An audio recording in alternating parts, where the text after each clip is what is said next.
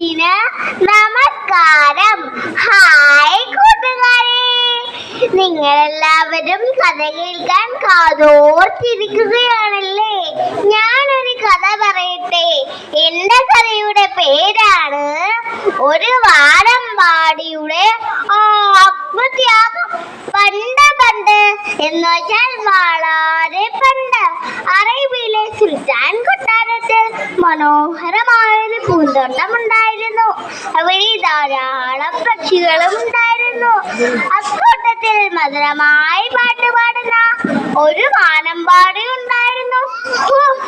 എന്ത് രസമാണെന്നോ അവളുടെ പാട്ട് കേൾക്കാൻ.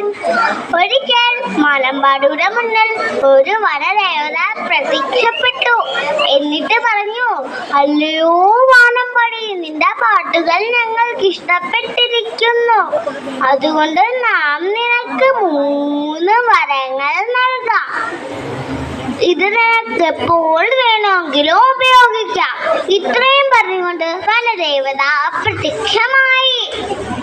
വാനമ്പാടി ചിന്തിക്കാൻ തുടങ്ങി. എനിക്ക് നല്ലൊരു വീടുണ്ട്, ആവശ്യത്തിന് ഭക്ഷണമുണ്ട്, കൂടാതെ കൂട്ടുകാരും.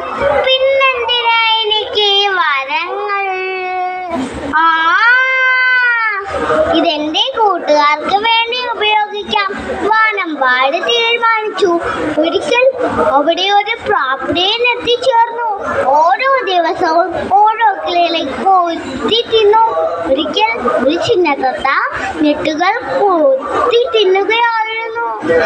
തത്തയെ പ്രാപ്തിയൻ എടുത്തു. തത്ത ഉറക്കെ കരഞ്ഞു. തത്തയുടെ കരച്ചിൽ വാനമ്പാടി കേട്ടു. അയ്യോ പാവം തത്ത, അതിനെ എങ്ങനെയെങ്കിലും രക്ഷിക്കണം.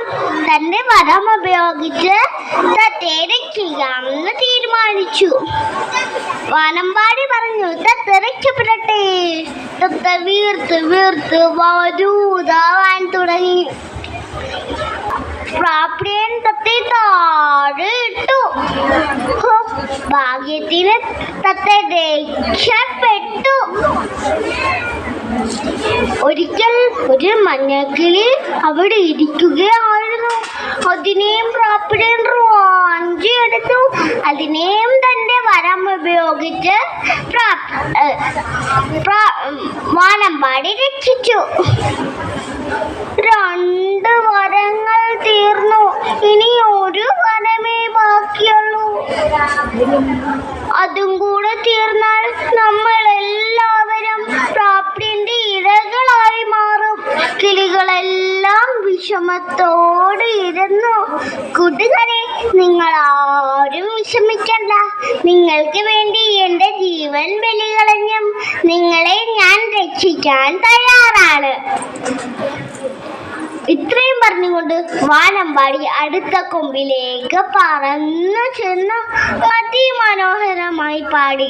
മുമ്പേ പാടിയതിനെക്കാട്ടിലും അതിമനോഹരമായി പാടി. അപ്പോഴാണ് അവിടെ പ്രാപ്തിയൻ എത്തിയത്. വാനമ്പാടിയെ കണ്ട പ്രാപ്തിയൻ ചിന്തിക്കാൻ തുടങ്ങി. ഇത്രയും നാളും എൻ്റെ ഇരകളെ രക്ഷിച്ച ഇവളാവട്ടെ എൻ്റെ ഇന്നത്തെ ഇര. ഇത്രയും പറഞ്ഞുകൊണ്ട് പ്രാപ്തിയൻ വാനമ്പാടിയെ റാഞ്ചിയെടുത്തു. പ്രാപ്തിയന്റെ കൂർത്ത നഖങ്ങൾ വാനമ്പാടിയുടെ ദേഹത്തിരിച്ചു കയറി. വേദന കൊണ്ട് പിടയുമ്പോഴും വാനമ്പാടി മനസ്സിൽ ചിന്തിച്ചു, ഇനി ഒരു വരമേ ബാക്കിയുള്ളൂ. അത് എനിക്ക് വേണ്ടി എടുക്കണോ, എൻ്റെ കൂട്ടുകാർക്ക് വേണ്ടി എടുക്കണോ? വാനമ്പാടി മനസ്സിൽ പറഞ്ഞു, എൻ്റെ മാംസം വിഷമുള്ളതാവട്ടെ. വാനമ്പാടി പിടഞ്ഞ് മരിച്ചു. അതൊന്നും അറിയാതെ വാനമ്പാടിയുടെ മാംസം മാർത്തിയോടെ കൊത്തിത്തന്ന പ്രാപ്തിയനും മരിച്ചു വീണു. കൂട്ടുകാരെ, ഇതിൽ നിന്നും നിങ്ങൾക്ക് എന്തു മനസ്സിലാക്കാം? സ്വന്തം ജീവൻ ബലികളഞ്ഞും മറ്റുള്ളവരെ രക്ഷിക്കുന്നതാണ് യഥാർത്ഥ സ്നേഹം. നമ്മൾക്കും വാനമ്പാടിയെ കൂട്ടാവാൻ കഴിയും. നന്ദി, നമസ്കാരം.